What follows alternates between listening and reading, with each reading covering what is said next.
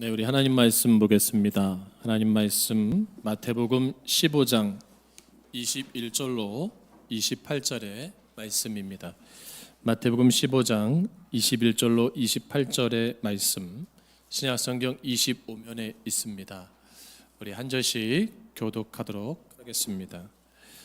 예수께서 거기서 나가사 두로와 시돈 지방으로 들어가시니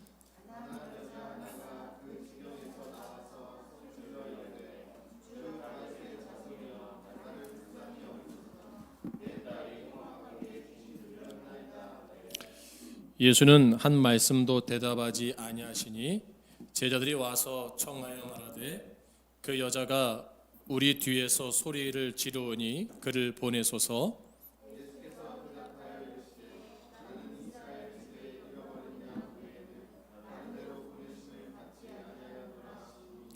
여자가 와서 예수께 절하며 이르되 주여 저를 도우소서.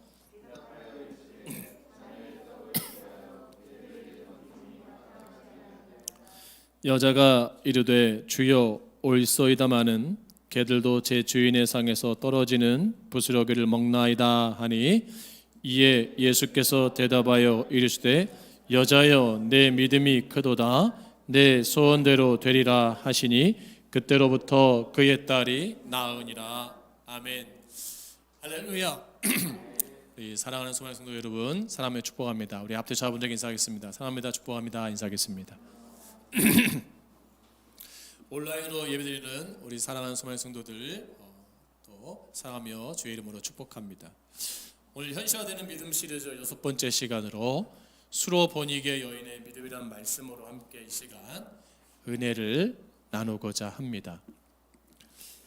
인간은 누구나 꿈꾸는 한 가지 이상의 소원이 있다고 합니다. 그 소원이 성취되며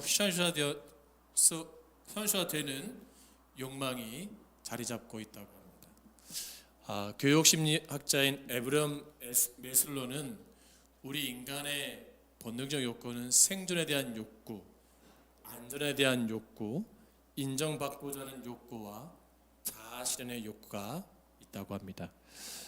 메슬로가 정의한 이러한 욕구 가운데 우리가 꿈꾸는 소원이 있지 않나 생각이 됩니다.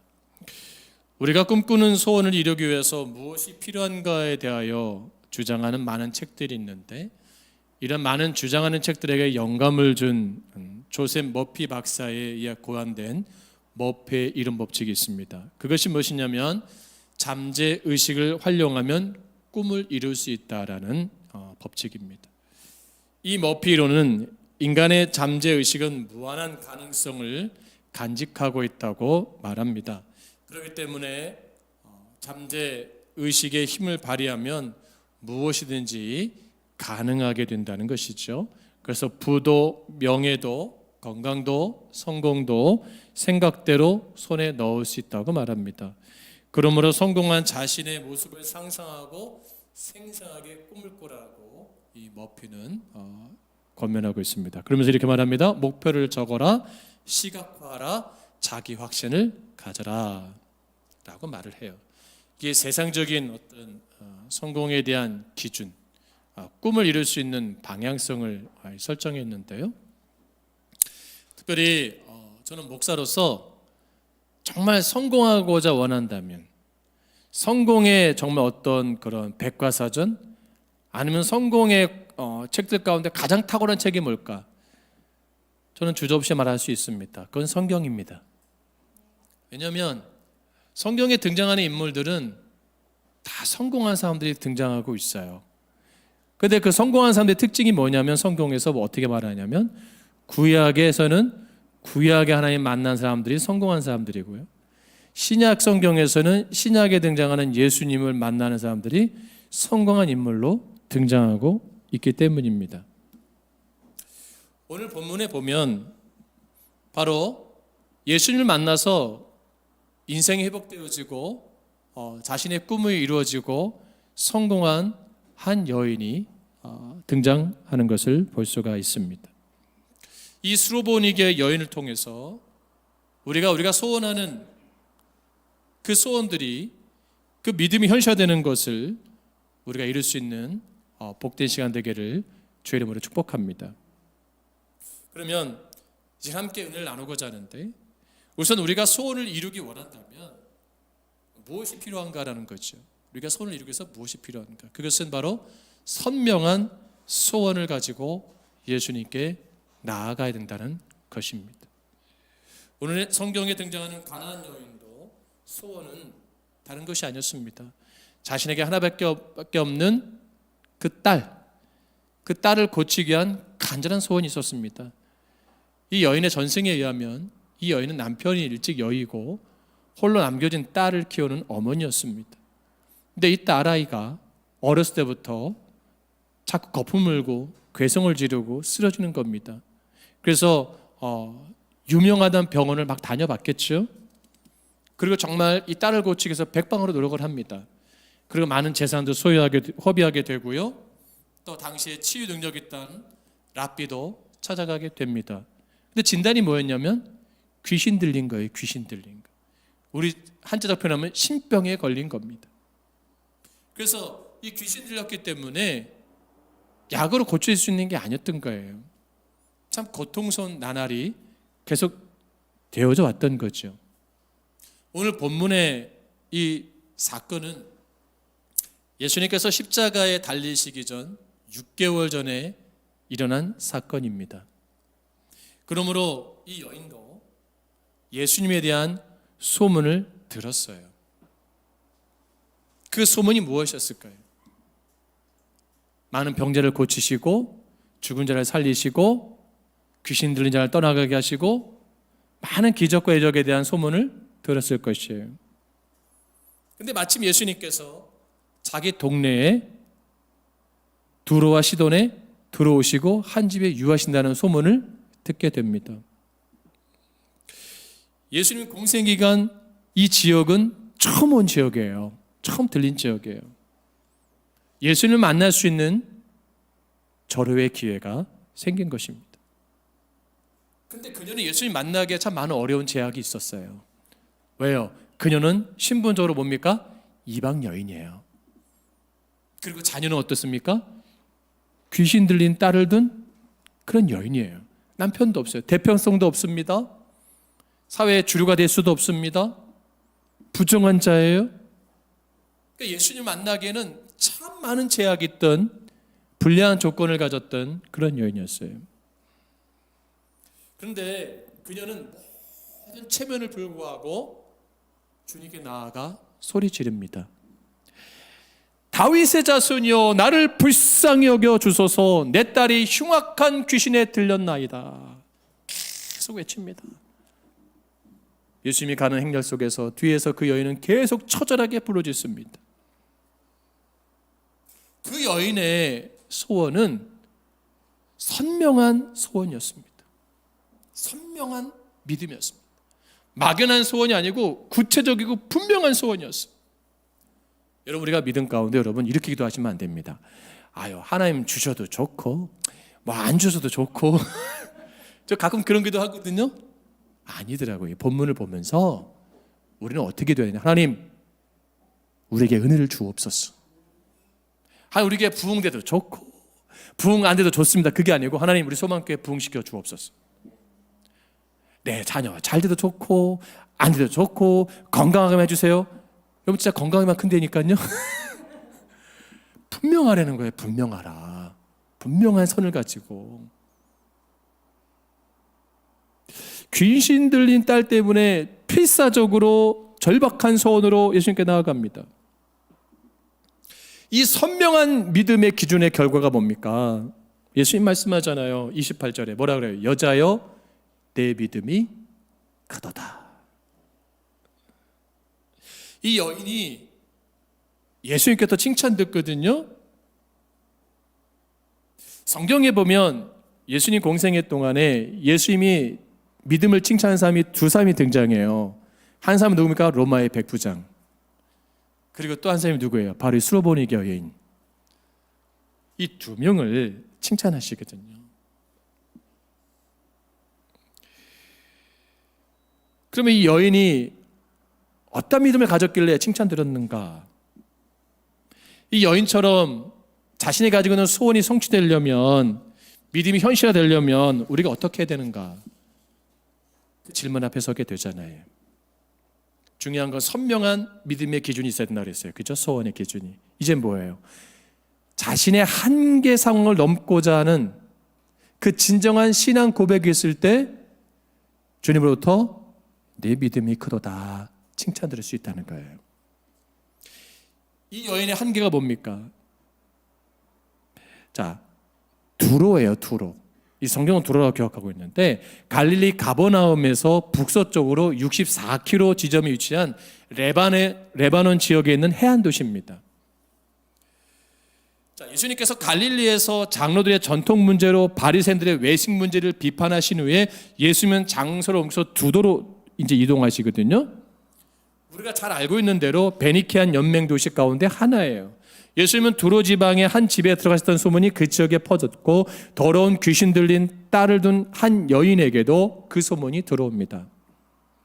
이 여인은 헬라인이자 수로보니게 족속이에요. 수로보니게는 수로 지방의 보니게라는 뜻으로 시리아에 속한 보니게, 베니키아의 지방을 말합니다. 한마디로 이방 여자라고 딱 표현하거든요. 한마디로 촌뜨기, 잡족. 그러니까 하나님에 대한 믿음을 가질 수 없는 지역에 자랐던 여인이에요. 헬라인이고 수로보니 족속이니까 그녀는 뭐예요? 이방 여인이고 아브라함의 후예가 아니라는 거예요. 그래서 유대에 대해서 아주 안 좋은 감정을 가지고 있었고 그 여인은 하나님을 알지 못하는 문화 가운데 가정 가운데 자랐던 여인이에요. 우상들이 많은 지역에서 살았던 여인이에요. 이방신을 섬겼던 그런 여인이에요. 근데 이 여인이 예수님께 나와서 뭐라 그래요? 주라고 고백을 해요. 이게 참 놀라운 겁니다. 이게 이 여인은 예수님께 나와야 될 이유도 없고요. 예수님이 이 여인을 만날 이유도 없어요. 이 여인이 예수님을 주라고 고백한 이 사건이 실로 엄청난 사건이거든요. 왜냐하면 마가복음 7장 24절 30절에서도 그녀는 28절에 예수님을 주라고 고백해요. 주라고. 그러면 마가복음에서 이 기록한 이유가 있어요. 마가복음에서도 왜 이것을 기록했을까? 이게 놀라운 겁니다. 여러분 마가복음을 전체를 보세요. 마가복음을 전체를 보시면 제자들을 예수님 뭐라고 부르는지 아세요? 선생님. 주라고 고백한 제자가 한 사람도 기록되어 있지 않아요. 놀랍죠. 그래서 단 한 사람 누구예요? 이 수로보니게 여인만 예수님을 하나님의 아들 다윗의 자손 주라고 고백해요.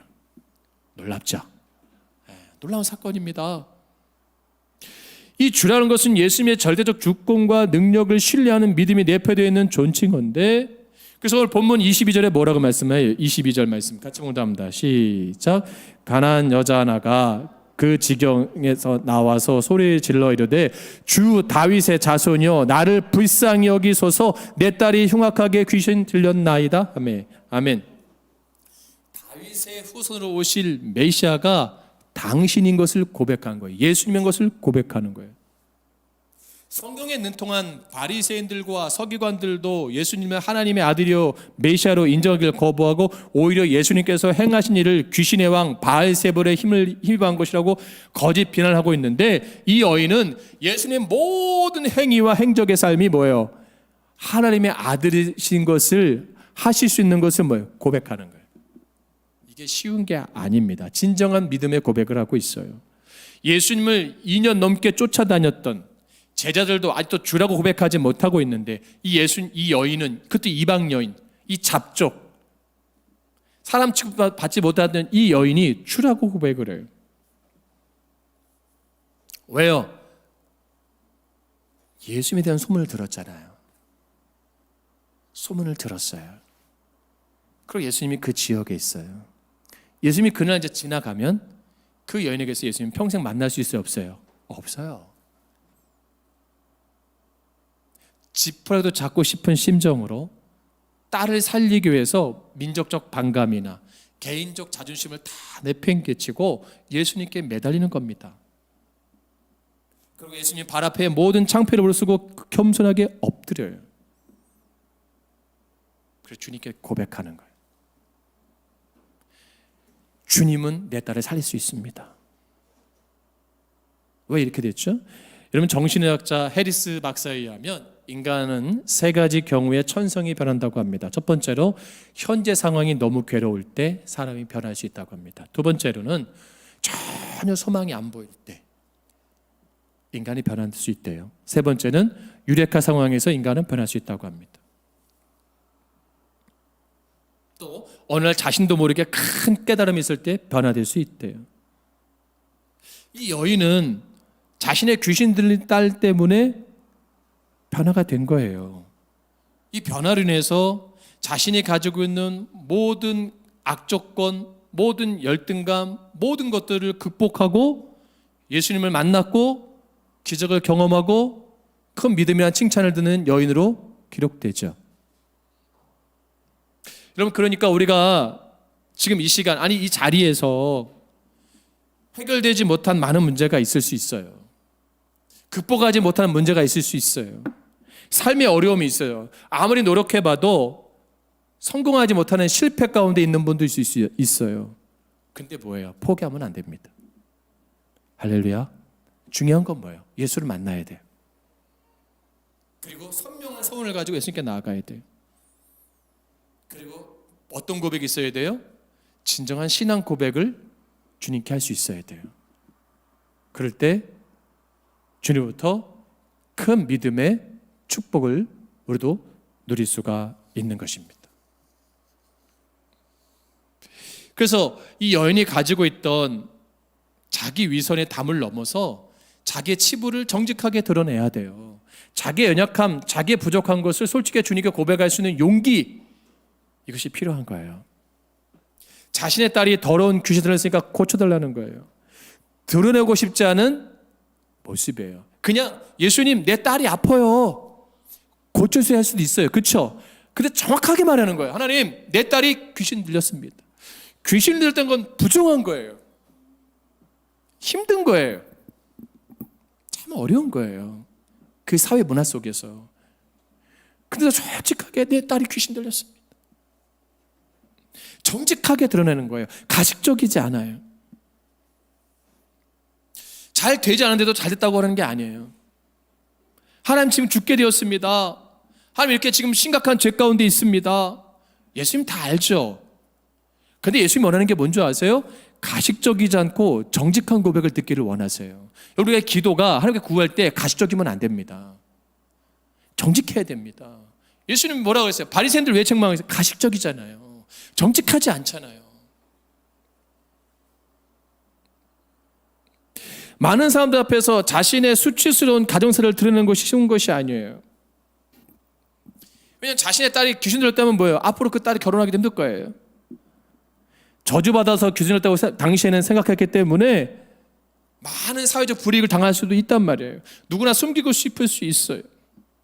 여러분, 우리도요, 내 삶 가운데 은폐하고 숨기고 싶은 거 많이 있잖아요. 그렇죠? 근데 이것을 갖고는 성장할 수가 없어요. 믿음이. 솔직히 고백하는 거예요. 주님 앞에. 그리고 인정하는 거예요. 그 애는 뭐라고 인정하세요? 맞습니다. 저는 죄인입니다. 라고 고백을 해요. 자기를 솔직하게 볼 수 있는 것. 자기를 부인하고 십자가를 지는 삶. 주님이 그것을 원하는 거예요. 그리고 뭐예요? 우리가 삶 속에서 이 수로보내기 여인처럼 인격적 모멸감과 훼손된 자존심을 만날 수 있어요. 내 인격에 모독을 당할 수도 있습니다. 자존감이 무너질 수도 있어요. 그런데 그런 가운데서 겸손하게 주의 은총으로 간구해야 되는 거예요. 이 여인은 주님으로부터 어떤 취급당합니까? 개취급을 당했어요. 개취급. 그럼 예수님이 이렇게 말씀하신 이유가 있어요.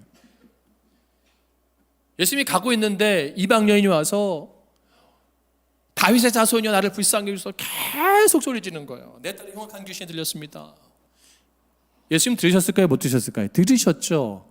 근데 제자들이 뭐예요? 귀찮은 거예요. 이제 제자들이. 아, 주님, 지금 몇 시간째 쫓아오고 있어요. 이 여인이. 예수님 이제 그 여인 좀 어떻게 정리해서 보내주세요. 그러는 거예요. 그때 예수님 뭐라 그래요? 여러분, 예수님 참 이게 그 여인을 들으라고 비유적으로 말씀하시는 게 뭐예요? 여러분 24절 말씀 보세요. 24절 말씀 같이 본답니다. 시작. 예수께서 대답하여 이르시되 나는 이스라엘 집에 잃어버린 양 외에는 다른 데로 보내심을 받지 아니하였노라 하시니.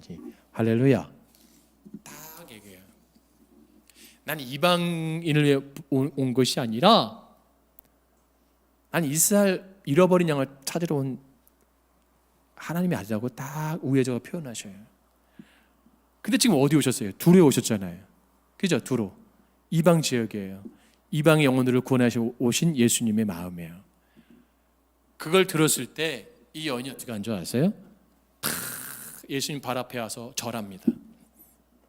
그러면서 딱 이래요. 또 고백해요. 주여 저를 도우소서. 한 번 더 고백해요. 한 번 더. 한 번 더 고백해요. 그때 예수님 뭐라 그래요? 26절 말씀 보세요. 같이 본답니다. 시작. 대답하여 이르시되 자녀의 떡을 취하여 개들에게 던짐이 마땅하지 아니하니라. 아멘. 완전 인격적 모독이에요. 완전 자존감이 무너졌어요. 내가 생각했던 예수님이 아닌 거예요 지금. 내가 기대했던 예수님이 아닌 거예요 지금. 왜? 한두 시간 동안 계속 목나 불러왔는데 기껏 하신다는 말이 이스라엘 잃어버린 양 외에는 난 보냄받지 않았다라고 표현하고 나를 불쌍히 달라고 하니까 하시는 말씀이 뭐라 그래요? 자녀의 떡을 취하여 개에게 던짐이 마땅치 않다. 넌 개 같은 사람아, 개 같은 여자라는 거예요. 개 같은 존재라는 거예요. 얼마나 이렇게 비참합니까? 근데 그 여인은 뭐예요? 그걸 믿음으로 100% 수용합니다. 뭐래요? 올소이다라고 해요. 올소이다. 이거 완전 급반전시키는 거예요. 여러분, 우리가 믿음 생활할 때 이런 게 있어요. 우린 예수님에 대해서 어떤 기대가 있어요? 항상 좋으신 예수님, 오병이어 기적의 예수님, 항상 달콤한 예수님, 위로의 예수님, 칭찬의 예수님, 격려의 예수님, 나의 사랑하는 아들아, 나의 사랑하는 딸아, 내가 너와 함께하리라. 이런 것만 기대해요. 그렇죠? 우리 교회 다닐 때 그런 거 기대하잖아요. 근데 지금 뭐예요? 인격적으로 뭐예요? 모독을 당하고 있어요. 예수님 만났는데 듣는 말이 나의 존재감을 완전히 드러내는 게 그런 표현을 듣는 거예요. 그때 우리 어떻게 반응하는지 아세요? 분노하잖아요. 화내잖아요. 야, 내가 이렇게 하려고 예수 믿었나? 야, 내가 이렇게 하려고 교회를 열심히 섬겼나? 헌신했나? 교회 안 다니까야. 그래서 교회 떠나는 분들 많아요. 목회자에게 어떤 말 한마디 인격적 모독을 당했다는 등, 성도에게 당했다는 등, 어떤 다는 등, 내가 이렇게 해서 하려는 등, 위로의 예수님을 위로하지 않는다는 등, 예수님 어디 계시냐는 등, 이렇게 악인을 살려두느냐는 등, 어떻게 교회가 그럴 수 있느냐는 등, 예수님이 어떻게 그렇게 계시면 이렇게 역사할 수 있냐는 등, 우리 그렇게 방금 가져요. 그리고 자신을 합리화시켜요. 만약에 제가 하나님을 대면해서 기도할 때 예수님께서 김 목사, 나는 너의 소망교회에서 오지 않았다라면 어떻게 할까요? 그 생각을 해보세요. 말씀 준비하다가 김 목사, 난 널 위해서 난 너 같은 목사를 둔 적이 없다. 난 도무지 너를 알지 못한다. 이 개 같은 놈아 라고 하면 여러분 어떻게 생각하겠어요? 예수님, 제가 딴 길로 한 번도 간 적이 없습니다. 20대 때부터 신학을 가서 지금까지 정도를 가고 있고 한 번도 곁길로 간 적 없고 나름대로 열심히 주를 위해 살겠다고 살았고 열심히 헌신하고 살았고 열심히 성도 섬기며 살았다고 생각했는데 예수님이 한다는 말이 개라고요? 저 이제 목회 안 할랍니다. 그만두겠습니다. 알겠습니다. 예수님 안녕히 계세요. 오늘로 끝입니다. 바이바이. 서준이가 제일 좋아하네. 아마 그럴 거예요. 오늘 시대가 여러분 자존심에 죽고 못 사는 시대잖아요. 이 시대가 자존심을 조금만 건드려보세요. 여러분 감당할 수 있으세요? 누가 여러분에 대해서 조금만 기분 나쁜 말하면 여러분 그거를 이길 수 있는 에너지가 있어요? 아니잖아요. 이해가 안 돼도 지금 이 여인은 수용하는 거예요. 손해가 되어도 수용하는 거예요. 그래도 끝까지 주님의 권위를 인정합니다. 그리고 주대심을 고백합니다. 절대적인 주권과 능력을 인정하는 거예요.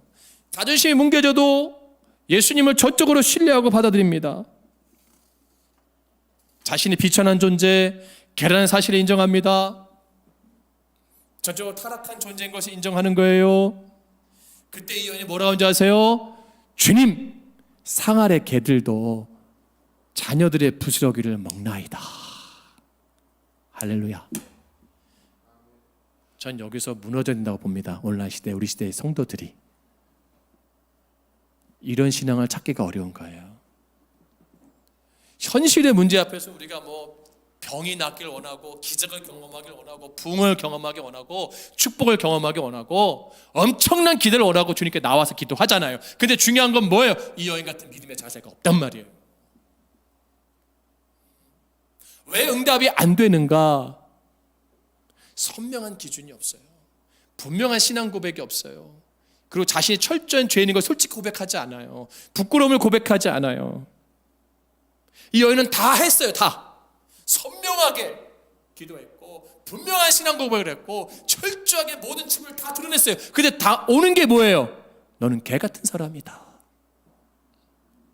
뭐예요 하나님? 뭐예요 주님? 솔직히 다 했잖아요. 근데 이게 뭐예요? 나 이런 예수님 안 믿을 거예요. 그게 아니에요. 그럼에도 불구하고 이 여인은 주여 옳습니다. 상 아래 개들도 자녀들이 먹던 떡을 부스러기를 먹습니다. 자, 이게 누구의 마음이에요? 예수님 마음이에요. 이 여인은 예수님 마음을 읽은 거예요. 할렐루야. 예수님이 십자가 앞에 섰을 때 여러분 생각해 보세요. 하나님, 내가 하나님 아들 맞아요? 내가 독생자 맞아요? 내가 메시아 맞아요? 어떻게 하나님의 독생자인 나를 이 땅에 보내셔서 가장 낮고 저런 인간이 받을 형벌 중에 가장 극악 최악무도한 극형이 십자가를 달리게 하시나요? 항변할 수 있잖아요. 예수님도. 그렇죠? 하나님 진짜 살아계시나요? 살아계시면 어떻게 인간들이 나에게 이럴 수 있죠? 사람들이 제자 나에게 어떻게 이럴 수 있죠? 내가 뭘 잘못했어요? 내 생에 있어서 하나님의 영광 드러낸 것밖에 없습니다. 하나님 말씀은 하나님 나라를 선포한 것밖에 없어요. 죄인들을 회개시킨 것밖에 없고요. 병든 자 구원하게 했고요. 내가 죄를 정해서 범했습니까? 내가 잘못한 게 있습니까? 내가 실수한 게 있습니까? 근데 날 십자가 지게 해요? 이런 하나님이 어디 있어요? 항변할 수 있어요. 근데 예수님 십자가 앞에서 어떻게 하세요? 침묵하십니다. 그리고 십자가상에서 중보하십니다. 할렐루야. 이 신앙인 거예요. 이 여인도. 여러분, 우리가 교회를, 예수를 믿으면 다 잘 될 것만 생각하잖아요. 그렇죠? 다 엄청난 일만 될 거라고 생각해요. 근데 여러분, 안 될 수도 있어요. 할렐루야. 사업 망할 수도 있습니다. 가정이 붕괴될 수도 있고요.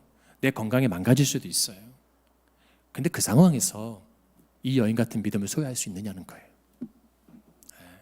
놀라운 겁니다.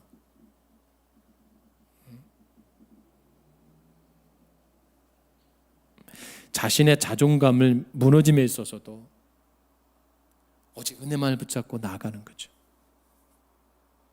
제가 어제 TV 강족들을 잠깐 봤는데 거기에 우리나라의 주식에 최고 잘하는 사람이 나오더라고요. 패널로. 그 우리나라의 주식으로 아주 최고의 전문가가 나왔어요. 그러면서 이제 작년에 이제 그 젊은 20, 30대들이 이제 40대까지 동학개미들, 동학 주식한 사람들의 이제 이게 열풍을, 혹시 우리 교회 성도들 주식하는 분들 잘 들으세요. 하는 게 얘기를 하더라고요. 권면을 하더라고요. 그러면서 이제 이분 얘기하더라고요. 주식을 할 때 대부분 사람들이 참여할 때 상향 곡선 올라갈 때 막 몰려든대요.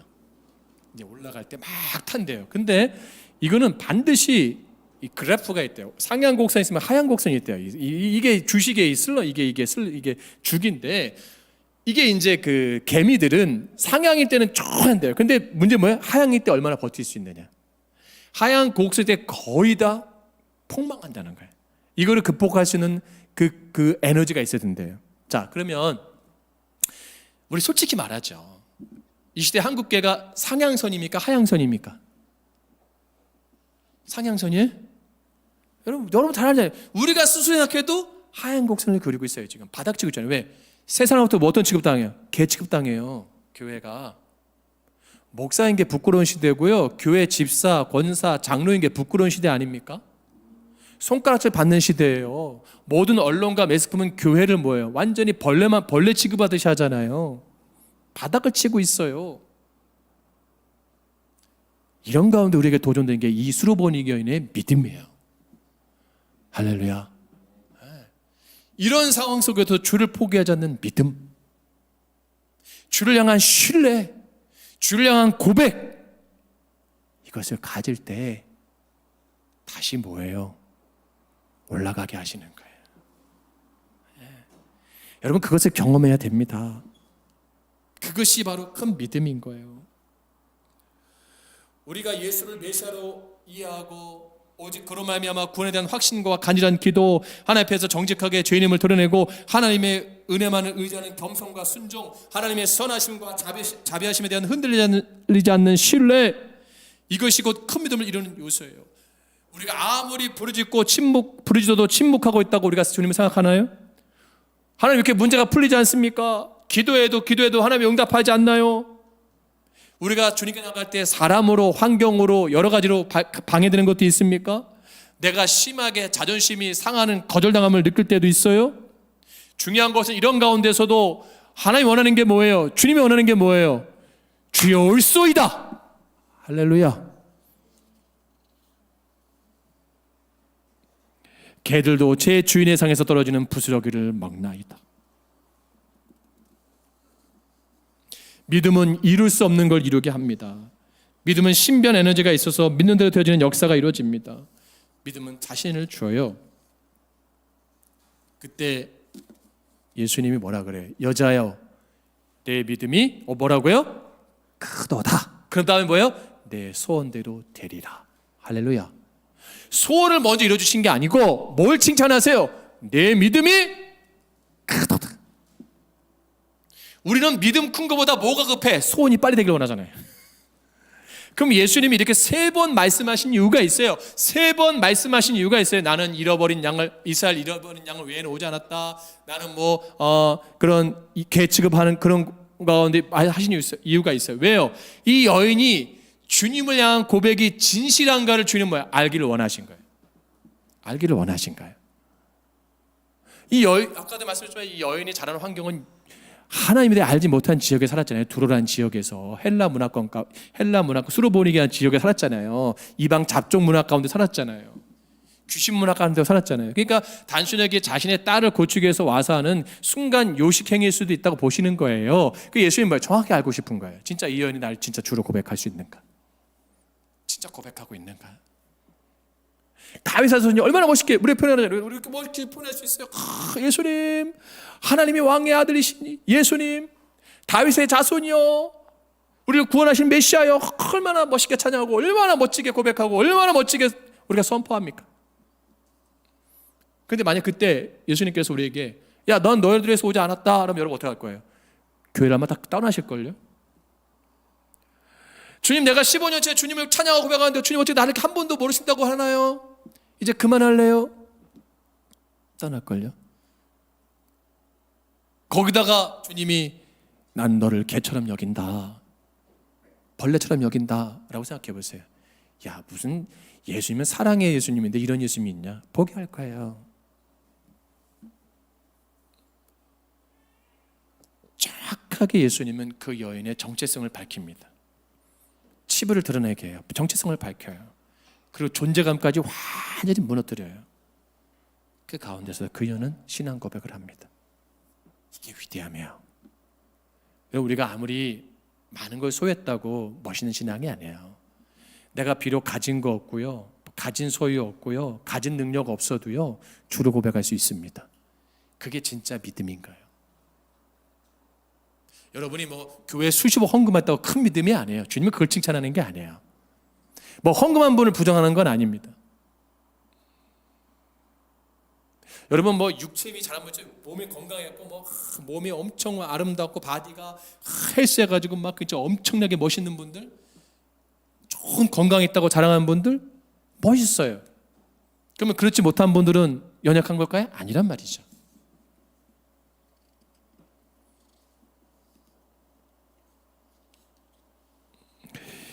성경은 히브리서 11장 6절 말씀에 믿음이 없이는 하나님을 기쁘시게 못한다라고 했어요. 믿음이 없이는 하나님을 기쁘시게 못한다. 우리는 꿈을 꾸는 것도 이루어지길 바랍니다. 원합니다. 소원합니다. 그런데 우리의 믿음이 진정한 믿음인가를 발견할 수 있어야 돼요.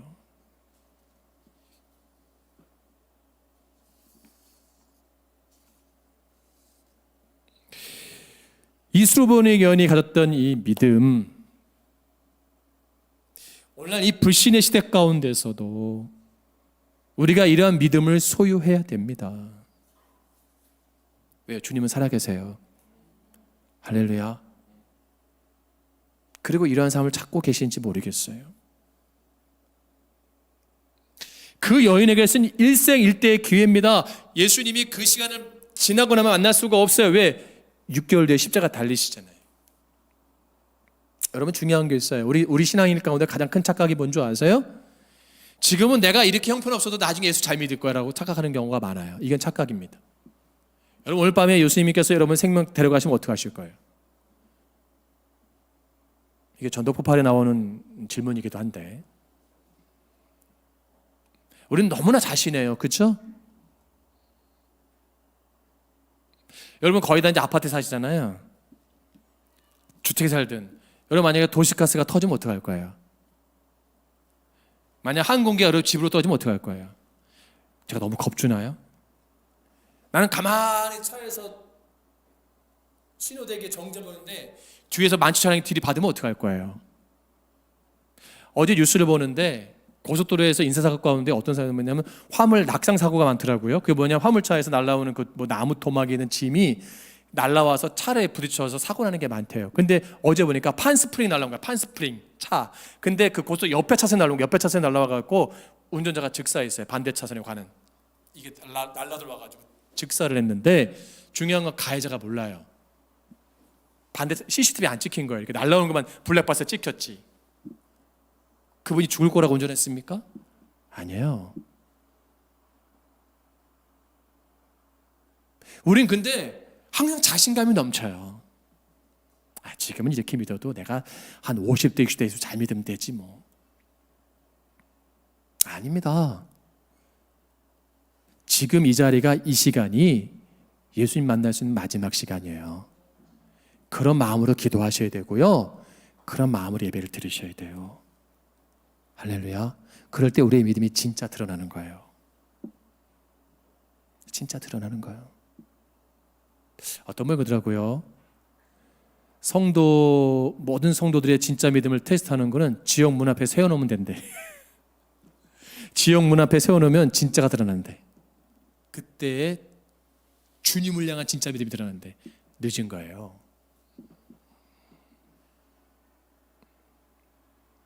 그래서 저는 그런 기도 해봤어요. 하나님, 이 말씀을 드립니다. 하나님, 저에게 천국을 보여주지 마시고 지옥을 한번 보여주시겠어요. 우리 성도들 꿈꿀 때 이 밤에 다 지옥 한번 보게 해주세요. 그러면 예배가 달라질 거예요. 천국은 좋은 것만 생각하잖아요. 그러니까 내가 잘하고 생각해. 내가 나 예수 잘 믿고 있구나. 지옥 본 사람은 뭐예요? 이렇게 살면 안 되겠구나. 이렇게 예수 믿으면 안 되겠구나. 정신 차리겠죠. 여자야 내 믿음이 크도다 내 소원대로 되리라. 우리의 삶의 이 자리 가운데 스루베니 여인처럼 삶의 어려움이 있다 할지라도 내가 열등감 가운데 마음과 육의 상처가 있고 쓴뿌리가 있고 병든 영혼이 있을지라도 이 스루베니 여인이 가졌던 이 믿음을 소유하여서 삶의 현장입니다. 삶의 현장에서 주로부터 듣는 여자여 내 믿음이 크도다 칭찬 듣는 현실된 믿음이 있기를 주님을 축복합니다.